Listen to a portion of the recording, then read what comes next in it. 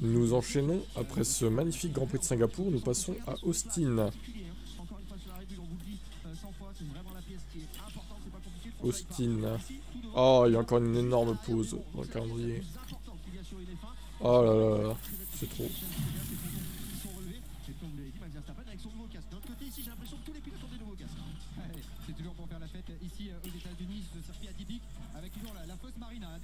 Alors on en est où sur ce F1 classique là? En Chine, du seul sprint disputé jusque-là, vainqueur 4 fois sur 5 en Grand Prix et qui est au championnat, vous le voyez, 25 points d'avance sur Pérez, 34 sur Charles Leclerc. On va faire un petit détour par la cabine avec vous. Je m'en fous de ton rapport à la Miss. Vous avez vu débuter en Formule 1 en 2015, vous pouvez un peu évoquer, mesurer l'évolution de ce jeune pilote un peu téméraire qui est devenu aujourd'hui la référence en Formule 1.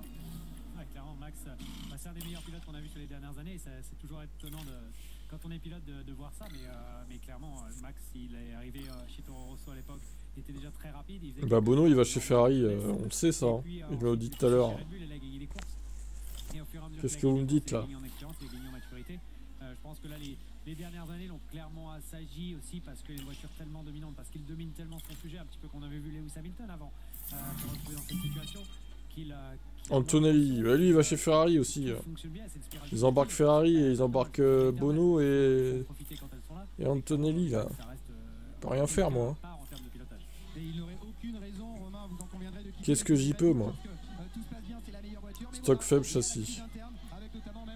Eh ben on va fabriquer d'autres. Oh là là, tu parles d'une histoire. Tu parles d'une histoire.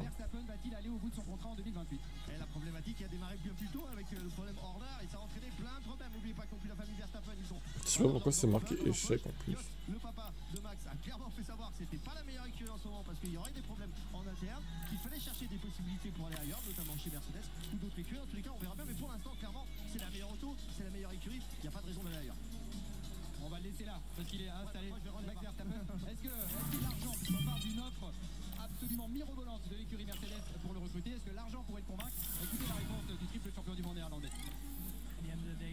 Ce n'est pas une question d'argent pour moi. Je suis très heureux de ce que j'ai déjà avec l'équipe.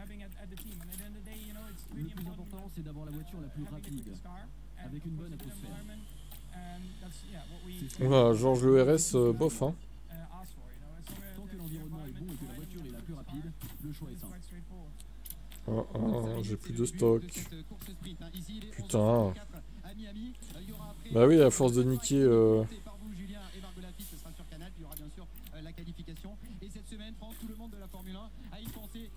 Ouais, c'est mort. Projet déjà en cours, faut... Ça me saoule. M'en fous de ça. Sponsor là.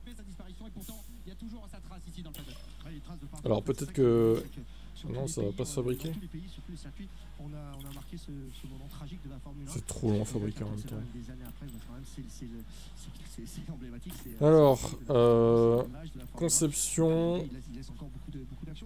Ouais, mais c'est pas ça qu'il faut, c'est fabrication. Là.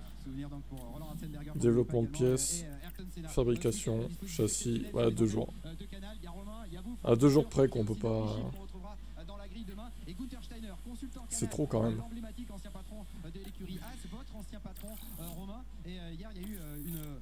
Ah, ça va, on se fait rembourser par contre. Les interviews demain dans la grille. Romain, c'était assez insolite, un moment agréable de retrouver votre patron comme ça de manière détendue.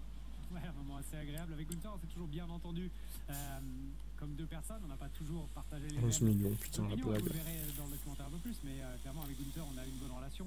On a quand même travaillé ensemble pendant presque 5 ans chez Haas. Et puis on a passé des bons moments. Donc dans le sport il y a toujours des hauts et des bas. Donc forcément, comme quand vous mettez 2 fortes personnalités ensemble, il y aura quelques étincelles. Mais au final, je prendrai avec beaucoup de plaisir un dîner avec Gunther l'occasion. C'est pour ça que vous lui avez offert des nounours bonbons pour l'amadouer. Exactement. il y a eu des Allez, go. Dans le bureau de Gunther il y a quelques années. Il y a eu surtout beaucoup d'éclats de rire hier donc, dans cette séquence que vous retrouverez demain dans la grille présentée par Margot Lafitte. Les mécaniciens sont en train de rentrer au stand. Franck, on va tous observer ce sprint que vous allez commenter, messieurs, avec par la grille de départ, Julien, et donc cette première ligne. Max Bienvenue au tant attendu Grand Prix. Ils se retrouvent une Leclerc. Et oui, ils se retrouvent une nouvelle. Pour eux, eh bien, l'occasion de briller. Il y a un sprint. Ah, il y a un sprint, on est d'accord. Bon, je vais le faire celui-là. Par contre, le Qatar, je pense que je vais simuler le sprint du Qatar pour voir. km. Alors, le format est un peu fois que la Formule 1 se rend ici à Miami. J'aime bien Austin, donc ça va, mais... Le Qatar, bon, je vais laisser le jeu gérer. Hein. 14 et 16. Oh, oh, yo, yo. Bon, bah, go. Ici au Texas, la tension est au maximum avant ce sprint. Les feux s'éteignent et c'est parti. On estime dans le camp Pirelli que la majorité des pilotes sur les médiums. Est-ce qu'il y aurait des joueurs, des gamblers, comme on dit en anglais, qui tenteraient un peu pneumatique plus tendre, Romain, vous seriez tenté, vous? Ah bah écoutez, j'ai envie de vous dire oui pour ouvrir le spectacle, mais c'est vrai qu'en pneu tendre, peut-être si vous êtes loin du top 8, pourquoi pas essayer de mettre le temps, mais sur le Médium, médium. Il n'y a que du médium en fait. Personne n'a mis de soft. Oh bah super. Bon bah c'est Zix, hein. Allez go. On va voir ce que ça donne. C'est pas gagné quand même. Hein. À mon avis ça va faire 0 points. En plus c'est le top 8 qui marque des points, pas le top 10. Aïe aïe aïe, ça va être dur. sont les deux seuls pilotes qui vont s'élancer dans quelques instants avec des pneumatiques tendres, des pneumatiques neufs. Plusieurs pilotes vont s'élancer en pneumatique déjà rodée. C'est le cas de Max Verstappen qui prend le départ de cette course sprint en médium rodé, 3 tours sur ses rodés, alors que Leclerc va partir avec des pneus parfaitement neufs. De son côté, un peu plus usés, et bien ce sera le cas de Stroll, déjà 6 tours sur ses pneus, Alonso 5. Allez Georges, 10ème là. Ouais non, ça sert à rien 10ème de toute façon. Il faudrait qu'il soit 8. Quelques pilotes ont des pneus neufs également. Un avantage, un inconvénient. Allez, allez, allez. 9. Ah, en vrai peut-être. Alors peut-être. inconvénient plutôt oui, qu'un pneu en voiture de course, on parle d'un effet pneu neuf, un pneu neuf qui part sur les premiers Bataille avec Hülkenberg visiblement. c'est pour ça qu'on utilise des pneus neufs en qualification. Putain, Lewis il a 0 rythme, c'est désespérant. Il devrait revenir en général. Je sais pas ce qui se passe mais... Il devrait revenir en général, il part clairement le pneu neuf mieux. Après sur une longue course ou sur un long relais comme on va faire là, on n'a pas la réaction. 17ème, Lewis Hamilton. Puisqu'il a déjà été chauffé une fois puis refroidi, il est Aïe aïe aïe aïe aïe. moins chauffé la deuxième fois. Donc ça peut Russell P8. Ah, mais il fait chier Hülkenberg. Allez. Vas-y, on donne tout là. Voilà. Putain, il va réussir à accrocher un point Hülkenberg, le miracle quoi. Russell, pardon.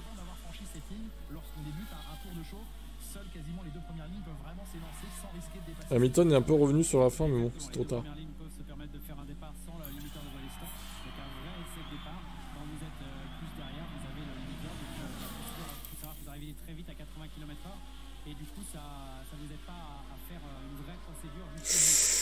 Oh non, la panne d'essence! Oh, le débile! Ah, la panne d'essence de George Russell! Il s'est arrêté dans le dernier secteur! Oh non! Ah là là là là, terrible! Ah, il avait un point dans la poche! C'est désespérant quoi! Aïe aïe aïe aïe aïe. La panne d'essence dans le dernier secteur. Bon, c'est vrai que c'était que pour un point, c'est pas non plus catastrophique. Je suis resté en push là, bien sûr qu'au final, c'est pas passé quoi, forcément.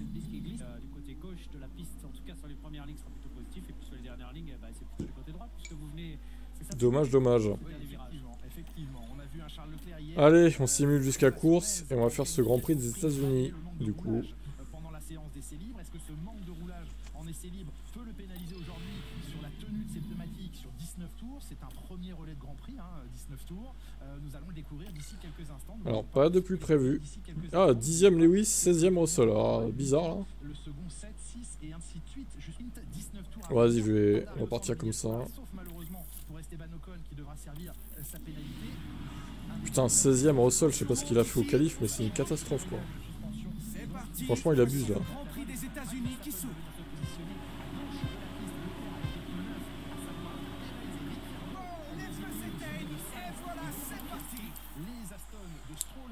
Allez, go. Let's go. Suivi de Norris et Hülkenberg, ça c'est pour le top 10. Russell et Hamilton, 11e et 12e. Dans quelques instants, ils vont se précipiter vers ce premier virage qui se trouve à 176 mètres de la pole position. Ce jeter dans ce premier virage et ensuite au bout d'un se jeter dans ce premier virage et ensuite au bout à condition d'être à moins d'une seconde. Le stress de cette grille de départ. Putain, le début de course compliqué à chaque fois Lewis. Hein. Je sais pas pourquoi, mais... Allez, faut attaquer maintenant.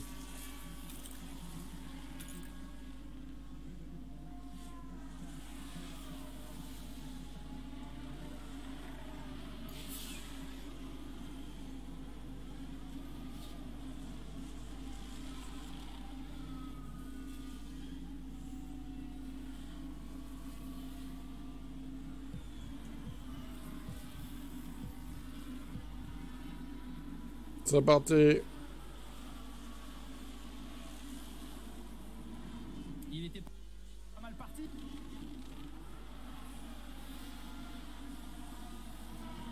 Il était pas mal parti, Charles Leclerc, mais c'est à l'extérieur que Pérez va peut-être tenter sa chance. Non, il est l'échappatoire du premier virage. On est sur un départ prudent pour le reste des pilotes, mais on a laissé Norris sur le tapis dans le premier virage. Alors, sans quoi devant?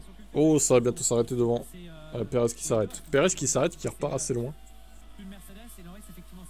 6ème Lewis. Pas mal. Ouh, 5ème. Hein? Comment on est passé de 4 à 7 là? What? C'est quoi ce délire? Alors, c'est quoi cette V-carb là? Cette Sauber, pardon. Bon alors, on en est où là avec Lewis? 17 sur 56, putain ça va être long hein.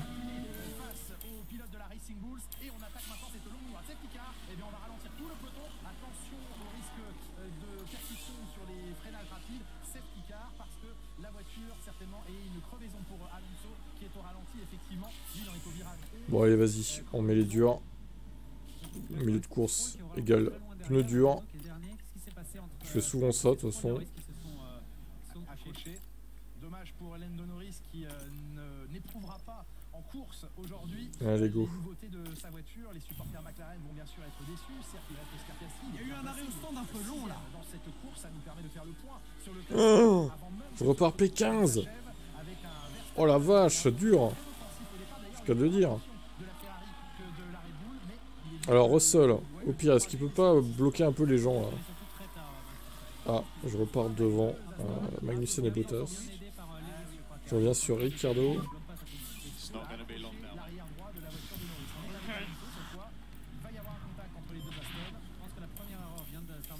Georges, tu bouchonnes s'il te plaît.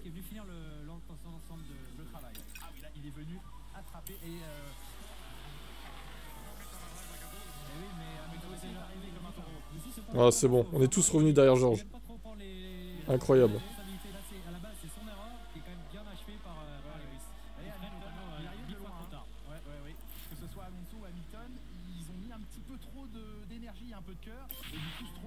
Pas de mécanique pour Alonso. Que se passe-t-il pour Fernando? Ouh là là, ouais, on dirait qu'il y a un petit problème là. Bah je vois pas où est-ce qu'il y a un problème en fait, mais il continue de rouler normal. Il y a un train de DRS devant. Oh là là, putain, ça va être chaud.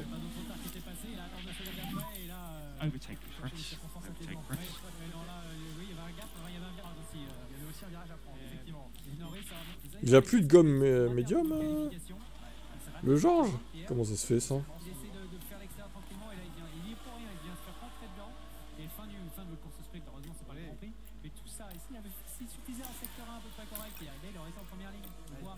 Malheureusement pour Lance Stroll, c'est retour au stand moteur coupé. 19ème. Alonso qui avant cette course se plaignait. Oh, je sens qu'il va être sacrifié, Georges, encore. Hein. Pour les spectateurs, pour les fans, eh bien on a déjà deux pilotes au tapis. Ça sent le sacrifice de Georges. Hein. Avec un changement de pneu, il va rattraper le peloton maintenant en dernière position puisqu'on est toujours Pit Tsunoda. On est P7. Effectivement, Alonso est très lent, il est 13ème. Hein. Ça sent le problème mécanique quand même. Après, ce qui est important là pour Alonso et pour Hamilton, c'est de rester en piste pour prendre une pénalité et pas l'emmener plus tard. Parce que là, ils vont prendre une pénalité. Alors, ça va être intéressant de voir comment les stewards voient l'image. Pour moi, il y a d'abord une pénalité pour Fernando qui rate son freinage. Puis en plus, il y a une deuxième push avec Lewis. 32% Sainz. Il va s'arrêter mettre des durs, je pense. Est-ce qu'on peut aller le chercher, Sainz, peut-être? Yellow flag. Non, c'est rien. Perez et Sainz au stand. Drapeau jaune encore. Hülkenberg pit. Mais genre Ricardo m'a repassé. Non mais c'est une blague là. Il est en quoi lui? Putain, les V-carb. Faites chier hein. Et j'ai été au-dessus des 80 km/h, 82, il faut y penser, on va voir si Tous les pilotes ont été triés effectivement par message de la direction de course d'emprunter la voie des stands pour Abandon. et laisser les commissaires nettoyer, évacuer notamment la voiture Oh, il a pas abandonné sur la piste. Dommage. en étant passé par la voie des stands. Je le disais, la voiture de sécurité va s'arrêter au stand à la fin de ce tour et là vous êtes prié de rester sur la piste, c'est les pilotes, ce sera la relance, le cours dans un instant. Pas d'action de la direction de course contre l'incident concernant Norris. Ont-ils simplement jugé le contact Stroll-Norris, mais qui est une conséquence de ce qu'annonce Attendez, les softs ils durent combien de temps? On verra un peu plus tard, on va surveiller les écrans de contrôle FIA. Voiture de sécurité. Moins de... Ouais, 13 tours quoi. Faut attendre un petit peu encore. Et dans quelques instants, Verstappen donnera le rythme, imposera le rythme de la relance, choisira l'endroit sur... Ouais, je vais l'arrêter lui maintenant. On va lui remettre des softs neufs. Et lui dans un tour. Conflit de stratégie, j'en me pends pas les couilles. Ton conflit de stratégie. Laurent Mekies se confiait sur la grille de départ à Laurent Dupin. Ils vont essayer de rester dans la zone des points, dans la zone des 8 premiers. Pour l'instant, ils ne peuvent pas être mieux placés ou quasiment pas mieux placés. Drapeau vert, à lui de choisir lorsqu'il accélère maintenant. Généralement, c'est à la sortie d'un virage, non, Romain? Oui, bah vous choisissez le point où vous pouvez vous passer à fond et derrière ils ne vont pas pouvoir, ils vont devoir attendre. Secteur 3. Est-ce qu'il va le faire ou pas, ça? Qu'est-ce qu'il y a encore? Une Alpine et une McLaren. Oh bah il était leader en plus. Oh ah bah d'accord. Oh là là. Ah bah bravo l'Alpine hein. Elle a niqué Piastri quoi. Alors qu'il était à un tour. L'Alpine c'est incroyable.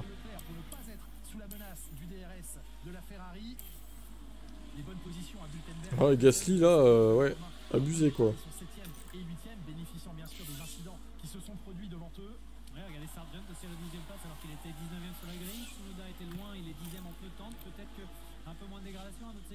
Profiter de cette temps sur le début du relais, pourquoi pas aller chercher un petit point à la 8ème place. Hamilton à la porte des points de cette course sprint à la 9ème position. Russell qui s'est trouvé englué au départ dans... Putain j'ai du mal à revenir sur ce truc là. Hülkenberg. C'est quoi ce bordel? Il est en dur pourtant.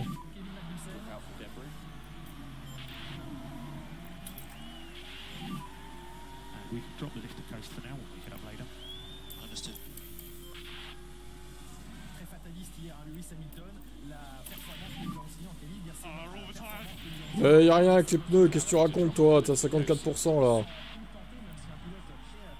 Oh là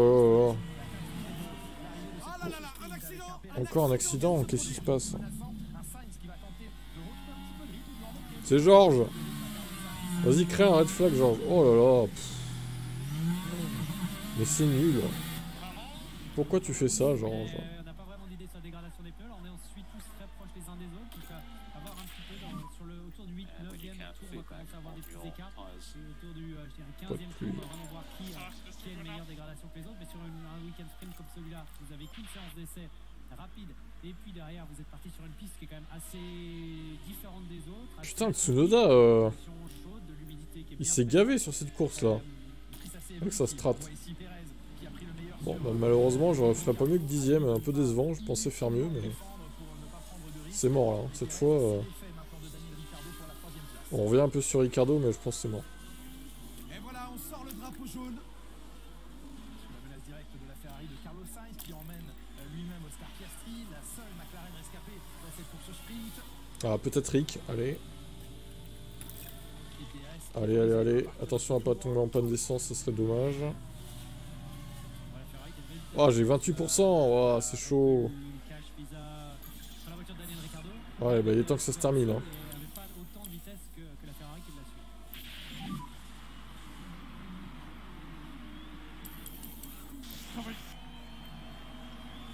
Putain, Lewis, 20%. Oh, vite, que ça se termine. 18, 17. Oh là là. Crevaison, Russell. Ah ah ah, décidément. Il a crevé avant Hamilton alors que ses pneus étaient moins usés. Putain de merde, c'était chaud. Hein. C'est une nouvelle course qui s'achève pour la protection de ses pneus sur la durée de ce long relais. J'ai fini à 5 secondes de Ricardo. Au final. J'étais juste derrière.